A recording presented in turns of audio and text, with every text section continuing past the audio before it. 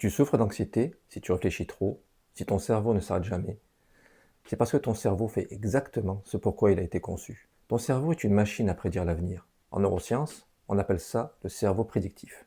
Autrement dit, ton cerveau essaie en permanence d'anticiper ce qui pourrait arriver afin de te préparer à survivre.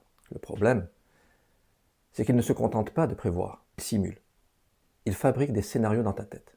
Il rejoue une conversation, il imagine un échec, il anticipe un rejet, il crée des catastrophes qui n'existent pas encore. Et plus tu es anxieux, plus ces simulations deviennent négatives. Parce que l'anxiété pousse le cerveau à avoir du danger, même quand il n'en a pas.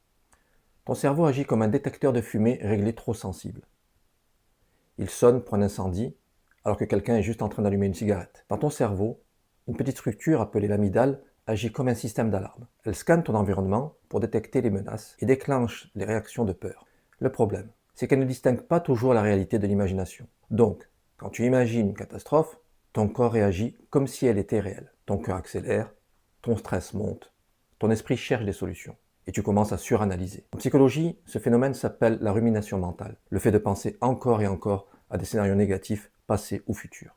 Et plus tu essayes d'arrêter d'y penser, plus ton cerveau y pense. Alors voici la chose la plus importante à comprendre. Toutes tes pensées ne sont pas la vérité. Certaines sont juste des simulations de survie. Ton cerveau ne cherche pas à te rendre heureux, il cherche à te garder en vie. Et pendant des milliers d'années, ce système a été très utile. Quand un humain entendait un bruit dans la forêt, il valait mieux imaginer un lion qu'un lapin. Parce que se tromper dans ce sens-là permettait de survivre. Mais aujourd'hui, le danger, si on peut appeler ça comme ça, c'est plutôt un message non répondu, une réunion, un projet, un regard étrange, un entretien. Et ton cerveau traite tout ça comme un danger. Alors laisse-moi te dire quelque chose de libérateur.